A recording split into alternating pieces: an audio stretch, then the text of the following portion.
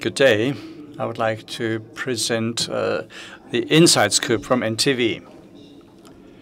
Some of the things that I can hopefully communicate have already been referred to by the previous speakers. But we'll take out your glasses because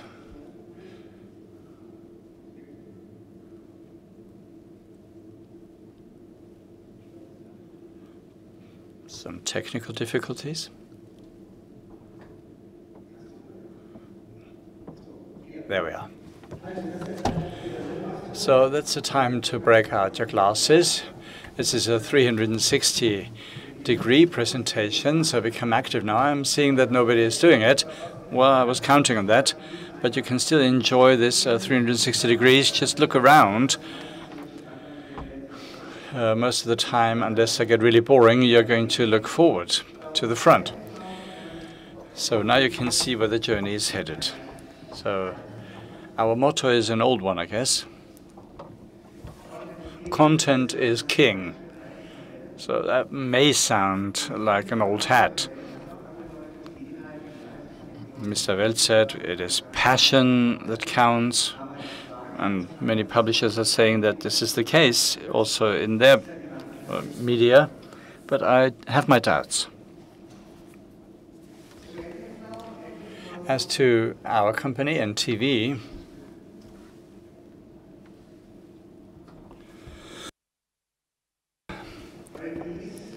well, for the page impressions, NTV is ranked 3rd in Germany. Hardly anybody knows that. Why are we so strong? Why are we ahead of many of our competitors with 664 page impressions per month? Our app is market leader. Why is the app so important, or why did we find the figures so great? We have 3.89 million people per month.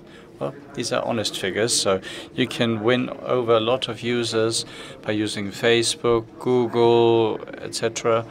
Or you can have a lottery, whatever. But for the app, it's different. You need to get people to download the app and to actively use it. For the newspaper people, well, your subscribers would be our users of the app. So you can see that we managed to become market leader in Germany, at least until today. Of course, we're trying to maintain this leadership. So this is the development of the app users. Between November and April, we have managed to find 700,000 new users. 700,000, this may seem like a lot to some of you. So if you ask, how did you do it? Well, no idea. When my colleague found those figures, I was surprised myself. So how do we do it? It's a great team. I wondered whether I should throw out this slide because it's so banal. But anyway, we have to work with passion and create enthusiastic audiences. So I thought I would keep it in. It looks simple, but it's the core of our success of NTV. I'm sure that you have a great team. Sometimes there's stress between the old guys and the young wild guys. So we are saying that the team is the star. And the second thing is the brand. This may sound a bit trite, but anyway, if people are wondering whether they should join Facebook or Google or whatever, and if arbitrariness is just one click away, of course we have to foster our brand. You also have great brands, and we can see that our users return to our brand time and again. Also, normal news consumers, they don't just have a favorite restaurant or car brand, they also have a favorite brand, and we offer them a home with our brand. Well, the home is a concept that is experiencing a renaissance, and this also applies to the media. Technology is often overrated, sometimes underrated. Technology, for us from NTV, is a silent server in the background. The user shouldn't really notice what's happening in the background. The user wants to quickly access the content. the end of static coverage. Well, we are now online 24 hours, 7 days a week. So we have not only trainees working weekends, we don't even have trainees, so we are trying to work around the clock. And as Mr. Baumann said, this new pace, this new speed, of course, requires also support. Mr. Baumann was completely right. At the end, it is hard to see where you stand in light of all these snippets of information they get, what's actually happening in Syria. Who could summarize this in 3 sentences? I guess very few could.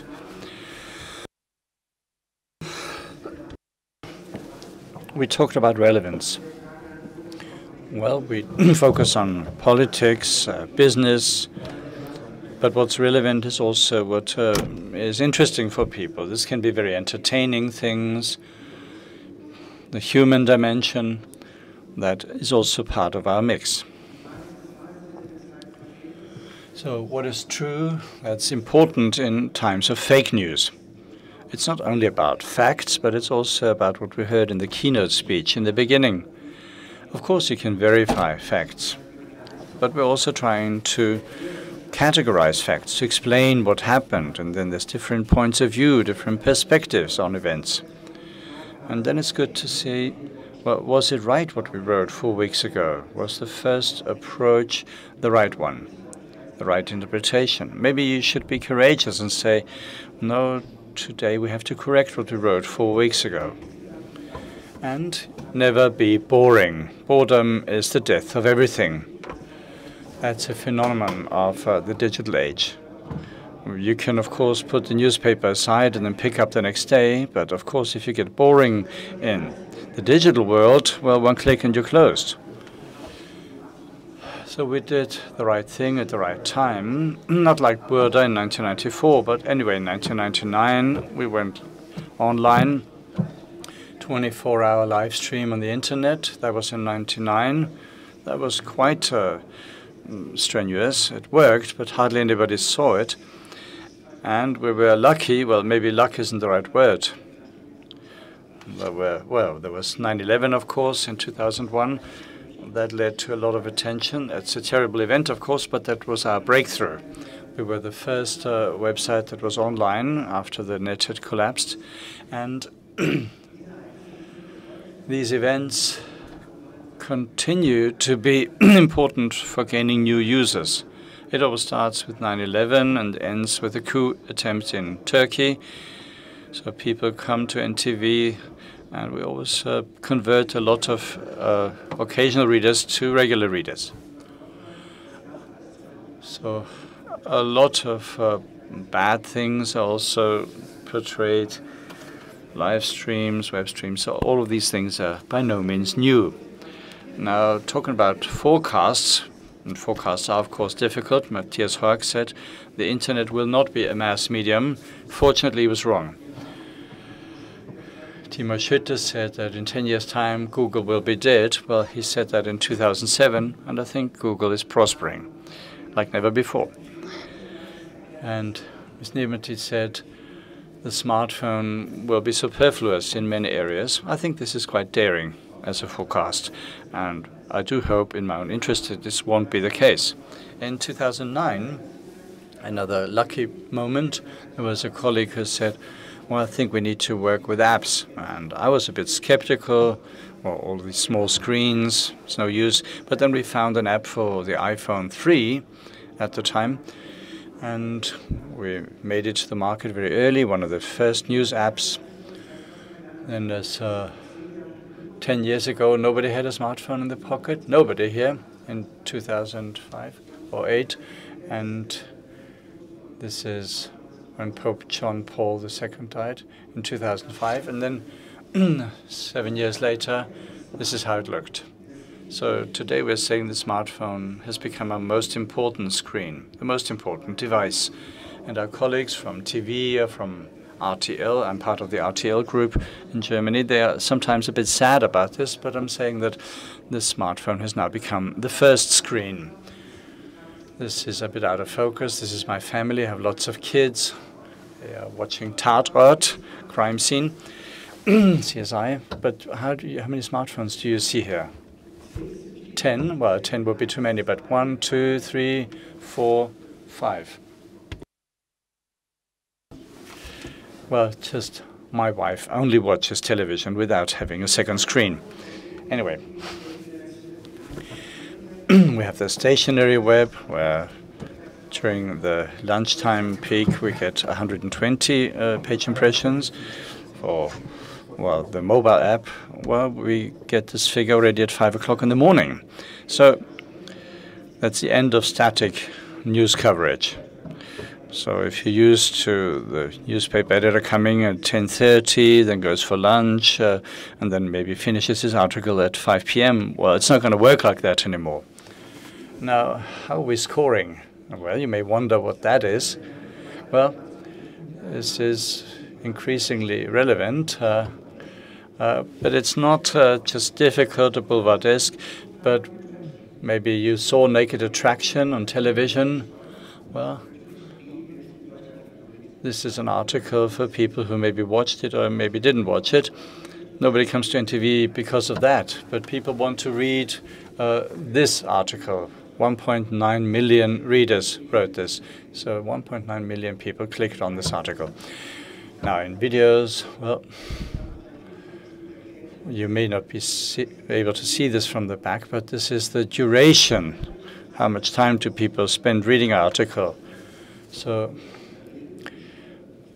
this article where teachers, female teachers, seduce their male students, well, that's really in the red. But everything that's in the green, well, people read things even on small mobile devices. There's Tesla, for example, the obituary of Tesla. When was that, you may wonder? Anyway, so it is always very uplifting to see that our audience is highly interested. In videos, it's often the other way around. Hard articles have sometimes a hard time coming to the fore. I think that what Heidi Klum confessed about her sex life, well, that's the video that most people clicked on NTV. Now, what about the future subjects? Digitization. We believe that virtual reality, augmented reality, and all that, well, none of you brought virtual reality goggles or whatever, and I don't know about any use for them that would be justified. And I wonder why we should have virtual reality in order to tell a story. The same goes for 360-degree reportages. We're going to hear more about that here. Well, it's nice to play with it. You can do it, but why a story should be better told with 360 degrees, well, has not become clear to me. And I saw a lot of examples. The question whether I can move myself, well, often a 360-degree video is more static. Well, then you have the panorama, then you move elsewhere, then you have a panorama again. Maybe it's okay for gaming, but for news coverage, well, we thought that we should put it in a drawer and forget about it for the time being. Now, as to videos, RTL is our media group, and we are saying that we are the biggest moving image supplier of Europe. Well, it may sound as an anachronism if I'm saying video is a hype. Well, videos, and I don't want to do focus bashing, but anyway, these are a bit difficult. And there's only a 2-star rating for this video. So we thought that we would become ridiculous if we were to emulate that. Now, all news desks believe that there's a financial aspect. You need to be part of that, and they try to find pictures, and then they find archive or stock images, and then they present it like a video. But it's not a video. It's just subtitles, captions. But anyway, It's a simulated video, and the audience can tell, and the advertising clients will also notice it at some point. You can be sure of that. Maybe somebody from RTL is watching. We like videos, of course. You see the website of NTV, and you see 1, 2, 3, 4 videos. Back then, we edited them manually, took hours, so it was quite uneconomical. But anyway, we were ahead of our times back then. And here you can see our video views, 11.5 million. You may still remember the page impressions, but you see how many people clicked on videos and how many people clicked on text. Well, my colleague is always saying that, well, books were first printed 500 years ago, and it's unsurpassed today. Information density, the diversity of language, and the intensity. Well, you can't really emulate this with videos. Then there's snaps. Well, forget about snaps. You don't need to have multicolored scripts or typefaces or whatever and have little icons here. You don't have to do this. Now, 2 years ago, everyone was enthusiastic about this. It was a Munich conference, but this text was disintegrated to be then made available through WhatsApp. But that's mind-boggling, so don't do this. Why don't you sleep on it? And the following day, you may actually say, I can't relate to this. There might be 3 young colleagues saying, yes, I would like to go for this. Well, if they're able to transmit and convey this enthusiasm, okay, but be reluctant. Facebook was assessed quite critically, and we agree. Well, Facebook is one public, specific public, targeted at and based on positive and negative emotion, hate speech, fake news. Well, all of this is inextricably linked with Facebook. So you can reach customers there, but if you go for a more unbiased approach, well, it's difficult to actually attract them. But sometimes Facebook tries to emulate our own business model, which has already been mentioned. Last year, 40 billion, that was the advertising revenue of Facebook. The whole advertising market in Germany was 20 billion euros, so Facebook has actually surpassed us. Facebook and Google account for more than 100 billion. Now, we as publishing houses, can we actually, or should we actually help Facebook grow by providing them with content? Well, there's a question mark that arises in my mind. Robot journalism. Well, shouldn't AI be used to come up with better copy? Well, just think about local weather reports, even though I like to look at stats in this case. But what about sports journalism? I'm not sure. I just don't buy it because sport hinges on emotion. Do you think that a computer could actually convey emotion? No. And journalists, of course, focus on language, and they should focus on language. Language is the only thing that we have in order to be creative, innovative, so that we can actually depict and explain and generate reality. So we should cherish language, and we shouldn't just leave it to computers to deal with this cherished goods. And then, of course, also content. Now, we tend to focus on digital media and to turn them into mouthpieces of politicians. Well, the opposition will always be critical of the government, but I mean, that's not intriguing for the reader. And I know this from clicks. People won't read this anyway because the opposition will also always be critical of the government. Well, shitstorms produced by tweets, and then suddenly the media is saying, oh God, there is a shitstorm. But sometimes the media